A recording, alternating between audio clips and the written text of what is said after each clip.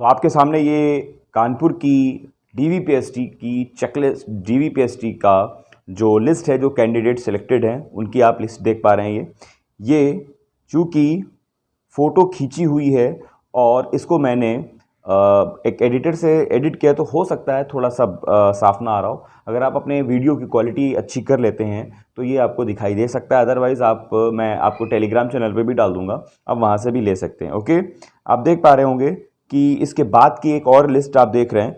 यहाँ पर भी आपको कानपुर के सिलेक्टेड स्टूडेंट्स दिखाई दे रहे हैं। ये कुछ साफ़ है, देखिए यहाँ पर कई पैनल्स हैं और यहाँ पर आपको मैं पैनल 2 की दिखा रहा हूँ, पैनल 3 की भी कुछ इसमें आप देख पा रहे होंगे। यहाँ पर कई स्टूडेंट्स आप देख पा रहे हैं जो क्वालिफाइड हैं और कुछ एब्सेंट भी दिखा रहे हैं। ठीक है, इसके बाद एक और लिस्ट आप देख रहे हैं, इसमें से आप इस लिस्ट को देख पा रहे होंगे, ये भी कानपुर की है और यहाँ पर भी ज़्यादातर बच्चे क्वालिफाइड हुए। उसके बाद हम बात कर रहे हैं, यहाँ पर देखिए ये भी कानपुर की है और यहाँ पर कई बच्चों को डिसक्वालीफाई किया गया है और कई बच्चे यहाँ पर एब्सेंट हुए हैं। इसी तरह और भी लिस्ट देख पा रहे होंगे आप, ये देखिए। तो स्वागत है आप सबका आपके अपने YouTube चैनल इम्तियाज़ क्लासेस पे। मैं इम्तियाज़ आपका हार्दिक स्वागत करता हूं आपके अपने YouTube चैनल इम्तियाज़ क्लासेस पर। उम्मीद है आप सब बहुत अच्छे होंगे, खैरियत से होंगे। अभी आपने इंट्रो में जो स्क्रीनशॉट्स देखे हैं, ये आज 11 मई की डीवीपीएसटी की वो लिस्ट है जो आपके सेंटर के बाहर लगी है, जहाँ से आपको ये पता चल सकता है कि आपके डीवीपीएसटी का रिजल्ट क्या हुआ है, आप क्वालिफाइड हैं या आप डिसक्वालीफाई कर दिए गए हैं। अगर आप पहुंचे नहीं हैं तो वहाँ तो आपको खुद भी पता होगा। तो इसी वीडियो पर आज हम लोग खूब डिस्कशन करने वाले हैं कि कितने स्टूडेंट्स क्वालिफाई किए गए हैं, कितने डिसक्वालीफाई हुए हैं, टोटल परसेंटेज ऑफ स्टूडेंट्स क्या रहा, कितने पहुंचे, और आपको डॉक्यूमेंट्स क्या क्या ले जाने हैं अगर आपका कल डीवीपीएसटी लगा हुआ है। और रनिंग के बारे में बहुत कुछ ऐसा हम चर्चा करने वाले हैं जो आपके लिए बेनिफिशियल रहने वाला है। तो वीडियो से जुड़ा रहिएगा, अंत तक देखिएगा ताकि आपको बहुत कुछ मिल पाए। तो आइए जल्दी से शुरू करते हैं आज का इंपॉर्टेंट वीडियो। स्टडी मतलब आज के इस वीडियो को शुरू करने से पहले हमेशा की तरह मैं आपसे एक अपील करता हूं, रिक्वेस्ट करता हूं कि जल्दी से सबसे पहले तो आप चैनल को सब्सक्राइब कर लीजिए और वीडियो को लाइक कर लीजिए, इससे पहले कि आप भूल जाएं और आप ध्यान से वीडियो को देखने लग जाएं। ठीक है, और अगर आप हमारे चैनल में नए हैं तो प्लीज़ प्लीज़ प्लीज़ चैनल को जल्दी से सब्सक्राइब कर लीजिए ताकि आपको हर एक वीडियो को नोटिफिकेशन मिलना शुरू हो जाए। बेल आइकन भी दबा दीजिएगा। तो बात कर रहा था, जो आपने अभी इंट्रो में देखा था लिस्ट के प्रूफ स्क्रीनशॉट्स, उसको जो है वो आपके लिस्ट सेंटर के बाहर लगी होती है। बहुत सारे स्टूडेंट्स मुझे सेंड करते हैं और मैं उनको आप तक पहुंचाने की कोशिश करता हूं। कहीं ना कहीं कुछ ना कुछ ब्लरिंग रह जाती है, साफ नहीं आ पाता। जैसा स्टूडेंट होता है, जैसा फोटो खींचता है वैसे ही है ना। मैं तो नहीं हूं कि वहां पर एकदम बेहतरीन अच्छे से खींच कर आपके लिए दूं, जैसा स्टूडेंट है वैसे ही है। ठीक है, तो एडजस्ट करिए। नहीं होता है तो मैं यहाँ पर डेटा आपको इसी चीज़ का लिख कर दिखा देता हूँ ताकि कहीं ना कोई प्रॉब्लम ना रहने पाए। तो किन टॉपिक्स पर आज हम लोग बात करने वाले हैं तो पहले समझ लीजिए। तो सबसे पहले तुम लोग बात करने वाले हैं कि आज कितने स्टूडेंट्स पास हुए, कितने फेल हुए, मतलब टोटल डीवीपीएसटी के कैंडिडेट्स को यहाँ पर हम डिस्कस करेंगे। उसके बाद हम बात करेंगे यहाँ पर कि क्या आपका सेकेंड फेज का नंबर ऑफ स्टूडेंट्स कितने हैं, फर्स्ट फेज में क्या है, और थर्डली हम लोग बात करेंगे जो डॉक्यूमेंट्स वेरिफिकेशन में आपको जो डिस्क्वालीफाई हो रहे हैं वो क्यों हो रहे हैं, किस वजह से हो रहे हैं, ये भी बात करेंगे। तो आइए जल्दी से शुरू कर लेते हैं। सबसे पहले हम लोग बात कर लेते हैं यहाँ से डॉक्यूमेंट्स वेरिफिकेशन पे। ये जो प्रॉब्लम आ रही है, सबसे ज़्यादा जो डिस्क्वालीफाई हो रहे हैं वो यही वजह है दोस्तों। इसको अगर आपने अच्छे से समझ लिया तो आप यकीन जानिए आप प्रॉब्लम में नहीं आने वाले हैं। ठीक है, तो आइए, जब आप एंट्री लेते हैं तो आप देखिए 5-5 स्टूडेंट्स को एक साथ बुलाया जा रहा है। मैं आपको पहले से बता दूं, हर जोन के जिले को अलग अलग बांट दिया गया है। आपके जोन के अलग अलग जिलों के पैनल बैठे हुए हैं, वो आपको बुला रहे हैं और उसमें कई बड़े अधिकारी हैं, जिसमें से आपका जो है एडीएम बैठे हुए हैं, डिस्ट्रिक्ट मजिस्ट्रेट भी आ जाते हैं और इसी तरह के कई अधिकारी वहाँ पर बैठे हुए हैं जो आपका डीवी चेक कर रहे हैं। ठीक है, अब बात करते हैं कि उसमें चेकिंग क्या हो रही है। आपके डॉक्यूमेंट्स में जो चेकिंग हो रही है वो सबसे पहले यही ऑर्डर है। आपको एक फाइल मिली है, आपको फाइल का मैंने फॉर्मेट पहले भी दिखा दिया है और कोशिश करूंगा दोबारा भी दिखा दूं। ठीक है, आप देख लीजिए, जो आपको फाइल मिली हुई उस फाइल में आपको अपना नाम मेंशन करना है। उसको नाम मेंशन करने के बाद उसके बाद आपको अपनी फाइल में ये सारे डॉक्यूमेंट्स ऑर्डर टू ऑर्डर लगा देने, ऑर्डर टू ऑर्डर। ओके, जब ऑर्डर टू ऑर्डर लगाएंगे तो सबसे पहले आपका एप्लीकेशन फॉर्म आना चाहिए। एप्लीकेशन फॉर्म वही फॉर्म जो आपने भरा था, उस एप्लीकेशन फॉर्म को आपको रखना है। अगर ये नहीं है तो ये गैर जिम्मेदारी है, इसके लिए आप डांट खा सकते हैं और प्रॉब्लम में आ सकते हैं। इसलिए एप्लीकेशन फॉर्म को आपको लेकर रखना है और एप्लीकेशन फॉर्म के साथ आपको फोटोज रख लेनी है। वैसे तो 2 कही गई हैं, लेकिन आप 3 से 4 भी कलर फोटोज रख सकते हैं। फिर उसके बाद आपको एडमिट कार्ड रखना है। एडमिट कार्ड याद रखिएगा, एडमिट कार्ड फ्रंट पर आपका फोटो होगा, आपका नाम होगा, आपका सेंटर होगा, ये सब कुछ रहा होगा जहां आपने एग्जाम दिया था। उसके साथ नथी किए हुए तीसरे या चौथे पेज पर आपकी डीवी चेकलिस्ट होगी। उस डीवी चेकलिस्ट को आपको अच्छे से लेकर जाना है। ओके, वहां बहुत कुछ ऐसा लिखा हुआ है जो आपके फायदेमंद है, उसको जरूर पढ़ लीजिएगा। फिर उसके बाद रजिस्ट्रेशन फॉर्म होना चाहिए आपका। अगर रजिस्ट्रेशन फॉर्म आपका नहीं है तो याद रहिए कोई बहुत ज़्यादा प्रॉब्लम नहीं है, वहां पर उनके पास वो रजिस्ट्रेशन फॉर्म है, उससे आपको बड़ी हेल्प हो सकती है। ठीक है, अगर आपके पास नहीं है तो कोई प्रॉब्लम नहीं है, याद रखिए ये ऑप्शनल है। आगे बढ़ता हूं और उसके बाद आपको 5th नंबर पे जो आपका डॉक्यूमेंट्स आपको नथी करना है, अटैच करना है, वो है आपके एकेडमिक क्वालिफिकेशंस के प्रमाण पत्र। जैसे कि आपने 10th किया होगा तो 10th की मार्कशीट होगी और सर्टिफिकेट होगा। प्रॉब्लम आ सकती है कि आप कहेंगे कि मेरे पास सर्टिफिकेट अलग है या एक में ही है, तो जिस तरह का भी है उस तरह के ले जाइए। अगर उसी में अटैच्ड है 2010-12 के बाद के स्टूडेंट्स का उसी में अटैच्ड है, उससे पहले वाले के स्टूडेंट्स अलग आता था। अगर बात करें 12th की मार्कशीट, 12th का सर्टिफिकेट इसी तरह आपका होगा, अगर नहीं है तो अलग से आपको ले जाना होगा। अब आ जाइए, अब बात करेंगे अगर आपके पास 12th की मार्कशीट इसी तरह है तो ले जाइए, अगर नहीं है तो आपके पास अलग अलग सर्टिफिकेट होगा। अब बात करते हैं ग्रेजुएशन की। ग्रेजुएशन की तीनों मार्कशीट आपको लेकर जानी है, ये मस्ट है। फर्स्ट ईयर, सेकेंड ईयर और थर्ड ईयर ये आपको मस्ट है, लेकर जानी है। अब इसके साथ आपको एक चीज़ और लेकर जानी है, ग्रेजुएशन की सर्टिफिकेट और ग्रेजुएशन का ये सर्टिफिकेट और ग्रेजुएशन की आपको प्रोविजनल्स। याद रखिएगा, अगर आपका ग्रेजुएशन डिग्री सर्टिफिकेट नहीं है तो प्रोविजनल होना चाहिए, अगर प्रोविजनल नहीं है तो सर्टिफिकेट होना चाहिए, दोनों में से एक चीज़ होनी चाहिए। अब आपके क्वेश्चंस आते हैं, कमेंट्स आते हैं कि भाई मेरे पास तो ये भी दोनों भी नहीं है। अगर आपके पास दोनों नहीं है तो भी बहुत बड़ी कोई प्रॉब्लम नहीं है, क्योंकि आपको वहाँ पर एक एफिडेविट के तौर पर या ओरली आपको 1 वीक का समय मिलेगा। उस 1 वीक के अंदर आपको ये सबमिट करना पड़ता है। ठीक है, अब बात करते हैं हम यहाँ पर कास्ट सर्टिफिकेट की। आपको कास्ट सर्टिफिकेट के तौर पर आपने जिस कास्ट से बिलोंग करते हैं उसी कास्ट का आपको प्रमाण पत्र वहाँ पर सबमिट करना पड़ेगा। अगर आपके पास वो कास्ट सर्टिफिकेट गुम गया है, नहीं है, बनाया था कुछ और हो गया है, किसी तरह का कोई इशू आया है, तो यहाँ पर आपको प्रॉब्लम होने वाली है, क्योंकि आपने उसी चीज़ की रिजर्वेशन से फ़ायदा उठाया था और अपना नाम उस रिजर्वेशन के अकॉर्डिंग लिस्ट में ले आए। अगर आप ऐसा प्रमाण पत्र नहीं दिखाते हैं, अगर आप ओबीसी, एससी, एसटी बिलोंग करते हैं या किसी अदर कास्ट से, तो फिर आपको जनरल कैटेगरी में डाल दिया जाएगा और वहां आपको फाइट करनी पड़ेगी। अब बात करते हैं ईडब्ल्यूएस पे। Same as it is caste certificate की तरह है। अगर आप ईडब्ल्यूएस से बिलोंग करते हैं, फॉर्म भरते वक्त आपने ईडब्ल्यूएस से भरा था, किसी कारणवश आप अटैच नहीं करा पाया और अब आपको लगता है कि मुझे ईडब्ल्यूएस का सर्टिफिकेट नहीं ले जाना चाहिए, तो क्या होगा? याद रखिए, अगर किसी तरह का रिजर्वेशन आप चाहते हैं तो उसके लिए प्रमाण पत्र आपको दिखाना होता है। अगर आप प्रमाण पत्र नहीं दिखाते हैं तो आप जनरल कैटेगरी में माने जाएंगे। एग्जाम्पल के तौर पर अगर आप ओबीसी हैं और जनरल में फाइट करना चाहते हैं, सिंपल सी बात है, आप अपना प्रमाण पत्र मत दिखाइए। आप ईडब्ल्यूएस हैं, फॉर्म भरते समय आपने ईडब्ल्यूएस टिक करा था, लेकिन ईडब्ल्यूएस के अकॉर्डिंग ही आपका रिटर्न में सिलेक्शन हो गया। लेकिन अब आप चाहते हैं कि ईडब्ल्यूएस में हम ना फाइट करें, हम जनरल कैटेगरी में फाइट करें, तो आपको अपना प्रमाण पत्र नहीं दिखाना होगा। आप जनरल कैटेगरी में बिलोंग कर जाएंगे, लेकिन आपकी मेरिट में कुछ ना कुछ डिसऑर्डर आएगा, चेंजमेंट होगा, उसके लिए आपको तैयार रहना पड़ेगा। फिर बात करेंगे आधार कार्ड की। आपको आधार कार्ड ओरिजिनल लेके जाना पड़ेगा और उसके बाद गस्टेड ऑफिसर से आपको ये सारे डॉक्यूमेंट्स को अटैच करवाना पड़ेगा। अगर आपने किसी गस्टेड ऑफिसर से अटैच नहीं करवाया है तो नो प्रॉब्लम एट ऑल, कोई भी प्रॉब्लम नहीं होने वाली आपको वहाँ पर क्या करना होगा, वो खुद अटैच कर देंगे या तो सेल्फ अटैच करने के लिए आपसे वहाँ पर कहा जाएगा।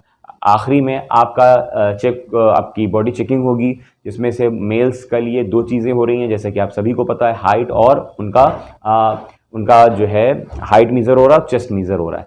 हाइट आपकी 168 सेंटीमीटर होनी चाहिए और अगर आपकी 168 सेंटीमीटर नहीं है तो आप डिस्क्वालीफाई हो जाएंगे, या आपकी 168 सेंटीमीटर बिल्कुल बाउंड्री पर है तो भी आपके चांसेस बहुत ज़ीरो हैं। यहाँ तक कि इवन अगर 168 से थोड़ी भी ऊपर है तो भी आपको गड़बड़ हो सकती है। यकीन जानिए, बहुत सारे स्टूडेंट्स का ऐसा कहना है कि उनकी हाइट घर पर या किसी उनके डिस्ट्रिक्ट कि किसी भी ऐसी जगह जहाँ उन्होंने मीज़र की थी 171 निकली थी और वहाँ पहुँचते ही वहाँ उनकी हाइट 168 हो गई। इसका मतलब 171 वाला 169 वाला 168 में मीज़र किया जा रहा है और 168 वाला पीछे हो रहा है, क्योंकि वहाँ एग्जैक्ट नापी जा रही है और वहाँ पर कुछ ना कुछ चांस नहीं लिया जा रहा है। ठीक है, तो आपकी हाइट थोड़ी सी एक्स्ट्रा ही होनी चाहिए। 168 डिट्टो है तो बहुत मुश्किल होने वाली है। फिर चेस्ट की मामला है, चेस्ट में कोई भी बाहर शायद ही हो रहा हो, क्योंकि सबका चेस्ट नॉर्मली एक्सरसाइज कर कर या डिप्स लगाकर वो कंप्लीट 35 सेंटीमीटर हो जाता है और 5 सेंटीमीटर का फुलाव भी हो जाता है। जो अभी बाहर हो रहा है DVPST में, या तो वो एब्सेंट हुआ है या तो उसको हाइट से ही बाहर किया गया। यही दो कारण है सबसे ज़्यादा बाहर होने के।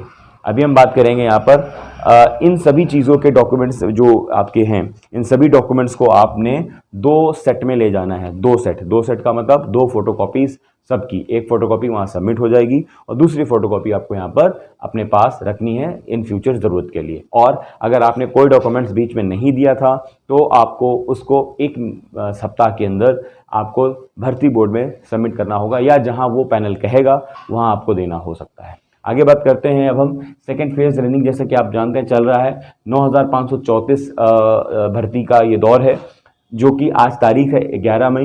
11 मई में हम बात करेंगे कितने बच्चे पास हुए, कितने फेल हुए। लेकिन उससे पहले कुछ चीज़ें ऐसी समझ लीजिए कि देखिए सेकेंड फेज की रनिंग है। आप पूछ रहे होंगे कि सेकेंड फेज की रनिंग कब होगी। देखिए सेकेंड फेज की रनिंग का जो है तरीका यही है, फर्स्ट फेज की तरह ही होगा। जैसे जैसे DVPST होता जा रहा है, या ये मान के चलिए आप कि आपको बिल्कुल समय नहीं मिलने वाला है। DVPST के 2 ही 3 दिन बाद आपको वहाँ पर एडमिट कार्ड इशू हो सकते हैं और आपको बुलाया जा सकता है रनिंग के लिए। तो जिनका जिनका DVPST हो गया है, मैं उनसे रिक्वेस्ट करूँगा कि आप अपनी तैयारी बिल्कुल रखें, इंतज़ार में ना रहें कि कब आयोग वो देगा तब आप तैयारी शुरू करें। बिल्कुल ना करें, अपना तैयारी बिल्कुल कंप्लीट तौर पर रखिए। दूसरी चीज़, सेकेंड फेज़ का DVPST जो चल रहा है उसकी तारीख है 4 से 18 मई। 4 से 18 मई में आप जानते होंगे कई दिन यहाँ पर बीत चुके हैं। 4, 5, 6, 7, 8 को संडे था, 9, 10, 2 दिन कल बीत गए और आज 11 है, आज वो भी बीत गया। तो इतने सारे दिन बीत चुके हैं। अब आपके पास दिन कितने बचे हैं? 12, 13, 14, 15, 16, 17, 18, 7 दिन, उसमें से एक संडे है, तो टोटल बचे 6 दिन। 6 दिनों में बाकी बच्चों के बचे हुए DVPST चेकिट होंगे। कुल पदों की संख्या आपको पता है 9534 है। जो टोटल छात्र इसमें सम्मिलित होने वाले हैं सेकेंड फेज में, उनकी संख्या है 27,845। अब कट ऑफ क्या रहने वाला है, इसकी बात हम लोग इस टॉपिक पर बात करने के बाद करेंगे। आइए जल्दी से इस पर बात कर लेते हैं, थर्ड पॉइंट पर, कि आज कितने बच्चे पास हुए हैं, कितने बच्चे फेल हुए हैं, कितने डिस्क्वालीफाई हुए हैं, टोटल क्या है। देखिए एक तो चीज़ आपको कंफर्म हो गई, इस बार क्या हो रहा है, 300 बच्चों का ही ग्रुप बुलाया जा रहा है। तो 8 ज़िले हैं, 8 ज़िलों में 300 बच्चे चले गए, तो 2400 बच्चा यहाँ पर पहुँच गया आपका। अब यहाँ पर हर ज़िले में 300 बच्चा है, प्रयागराज, लखनऊ, मेरठ, इन सभी ज़िलों में। अगर हम इनकी बात करें तो ज़रा ये लिस्ट है एब्सेंट वालों की और ये लिस्ट है आपकी फेल वालों की। ठीक है, जब टोटल माइनस करते हैं तो यहाँ बचता है टोटल पास वालों की, वो आप खुद भी निकाल सकते हैं। देखिए जब हम 300 बच्चों को देखते हैं, 300 बच्चे यहाँ पर निकलते हैं, तो जिसमें से 12 एब्सेंट है और लगभग 11 से 12 यहाँ पर पास है। देखिए ये वो जो लिस्ट है, वो लिस्ट जो आप बताते हैं, जो आप शेयर करते हैं, उसके अकॉर्डिंग ही यहाँ पर लिखा जाता है। कुछ ऊपर नीचे आंकड़ा हो सकता है, 1-2 का फर्क आ सकता है। 300 बच्चों में अगर लखनऊ में बात करें तो सबसे ज़्यादा आज का जो फिगर निकल कर रहा है, लखनऊ में सबसे ज़्यादा यहाँ पर क्या हुए हैं, लखनऊ में सबसे ज़्यादा एब्सेंट हुए हैं। 26 बच्चा वहाँ पर एब्सेंट हुआ है, 10 से 11 बच्चा फेल हो गया है। मेरठ की अगर बात करें तो 300 बच्चों में 13 बच्चे एब्सेंट हो गए हैं और यहाँ पर 10 बच्चे आपके फेल हो गए हैं। गोरखपुर बच्चों में बात करें तो 14 बच्चे यहाँ पर क्या हुए, एब्सेंट हुए हैं, जबकि 7 बच्चे यहाँ पर फेल हुए। वाराणसी में 10 बच्चे एब्सेंट हुए हैं 300 में और 9 बच्चे यहाँ पर क्या हुए, डिस्क्वालीफाई कर दिए गए। आगरा में 10 बच्चों को यहाँ पर 10 बच्चे एब्सेंट हुए हैं और यहाँ पर 8 बच्चे डिस्क्वालीफाई हुए हैं। बरेली में बात करें तो 14 बच्चे यहाँ पर एब्सेंट हुए हैं और 6 बच्चे डिस्क्वालीफाई हुए हैं। कानपुर की बात करें तो 9 बच्चे यहाँ एब्सेंट हुए हैं और 7 बच्चे यहाँ पर करीब डिस्क्वालीफाई हुए हैं। ओवरऑल आप एक चीज़ समझ रहे होंगे, डिस्क्वालीफाई होने वालों की संख्या लगभग कम है। अभी मैंने आपको कानपुर की भी दिखाई, प्रयागराज की भी दिखाई, अब जल्दी से यहाँ पर आप दोबारा देख लीजिए। ठीक है, जल्दी से देखिए यहाँ पर कुछ लिस्ट आप देख पा रहे होंगे। देखिए ये कानपुर है, जल्दी से अपनी स्क्रीन पर देख सकते हैं। ये कानपुर की जो लिस्ट DV चेकलिस्ट होती, DVPST की जो लिस्ट होती है कैंडिडेट सिलेक्शन की या रिजेक्शन की, वो सेंटर के बाहर लगा दी जाती है और वो सेंटर के बाहर लगाने से आपको पता चल जाता है कि आप क्या हैं। लेकिन वो होता क्या है कि बहुत सारे बच्चे वहाँ से चले आते हैं, उसके बाद लगती है, तो इस तरह आपको पता नहीं चल पाता। देखिए यहाँ पर साफ साफ दिखाई दे रहा है आपको कि 11 मई, आप देख पा रहे होंगे 11 मई की है आगरा की। आप यहाँ पर देख पा रहे होंगे कि आगरा की ये लिस्ट है। सबसे पहले देखिए जल्दी से, ये आगरा की लिस्ट देख पा रहे होंगे आप। इसमें से कई बच्चे थोड़ा सा ब्लर करेगा, आप क्वालिटी बढ़ा लीजिएगा, साफ दिखाई देगा। यहाँ पे देखिए Kuldeep, Arya, fit fit fit fit, इस पूरे स्क्रीनशॉट में आप देख पा रहे होंगे सभी के सभी फिट है, बहुत ही कम बाहर हुए हैं।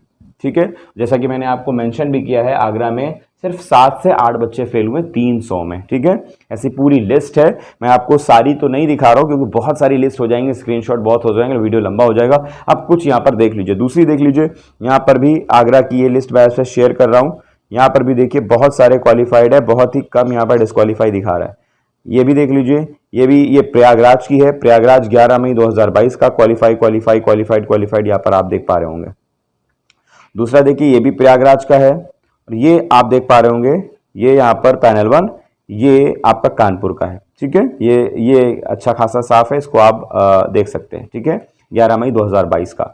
फैजान वारिस ये क्वालिफाइड है, मुखवीर क्वालिफाइड है, सब के सब यहाँ पर, नदीम राजा, ये सब क्वालिफाइड हो गए। ओके, अब बात करते हैं हम अगली, यहाँ पर देखते हैं दूसरी लिस्ट। उम्मीद है ये जो डाटा मैंने आपके साथ शेयर किया है, ये बहुत इंपॉर्टेंट डाटा होता है, बड़ी मेहनत से बनाया जाता है। आप सबको चाहिए कि इस वीडियो को फ़ौरन के फ़ौरन जल्दी से लाइक कर लें, और किसी तरह की कोई प्रॉब्लम है तो कमेंट बॉक्स में कमेंट करें। और दूसरी चीज़ कि अगर आपने चैनल अभी भी सब्सक्राइब नहीं किया हुआ है, ज़्यादातर बच्चे बिना सब्सक्राइब करे देख रहे हैं, ये अच्छी चीज़ नहीं है। आपको ये इनकरेज करना चाहिए, सब्सक्राइब करना चाहिए, ताकि ज़्यादा से ज़्यादा हम लोगों को हिम्मत और हौसला मिले, ताकि आपके लिए हेल्प कर पाएँ, आपके लिए मदद कर पाएँ, आप जैसों कि कुछ ना कुछ वीडियो बनाकर आपको फ़ायदा पहुंचा पाए। ठीक है, एक चीज़ और मैं आपसे कहना चाहूँगा कि मैं लगातार आपसे अलग अलग टॉपिक पर क्वेश्चन पूछते रहता हूँ कम्युनिटी टैब में। आप कम्युनिटी टैब में आया करें। देखिए मैं आपको कम्युनिटी टैब दिखा रहा हूँ, कम्युनिटी टैब में आया करें, और कम्युनिटी टैब में आप अपनी रिस्पॉन्स क्या करें कि आपसे जो क्वेश्चन पूछे जा रहे हैं, चाहे आप किसी भी स्ट्रीम के हों, यूपीएसआई के हों, लेखपाल के हों, या किसी भी के हों, तो इससे आपको वहाँ से कई चीज़ें फ़ायदे में मिलती हैं पढ़ने के लिए। क्वेश्चंस बहुत सारे मैं आपसे वहाँ पर पूछता हूँ। ठीक है, देखिए इस कम्युनिटी टैब को मैं आपको दिखा रहा हूँ, इस तरह के क्वेश्चन मैं आपसे पूछता हूँ। ठीक है, 770 बच्चे ने, देखिए ये क्वेश्चन मैंने आपसे आज पूछा था, क्या आपका DVSI PST हो गया है? तो 770 बच्चों ने वोट किया है, इसमें से 60% का हो गया है, और 40% ने अभी जवाब दिया नहीं हुआ। इसी तरह के क्वेश्चन मैं आपसे लगातार पूछते रहता हूँ। वहाँ एक्टिव रहिए, वहाँ भी जवाब सवाल ज़रूर करिए, और कोई प्रॉब्लम हो तो कमेंट बॉक्स में कमेंट करके आप मुझसे पूछ सकते हैं, एक दूसरे की भी हेल्प करिए। मिलते हैं नेक्स्ट वीडियो में, तब तक के लिए बहुत बहुत शुक्रिया, बहुत बहुत धन्यवाद। जय हिंद।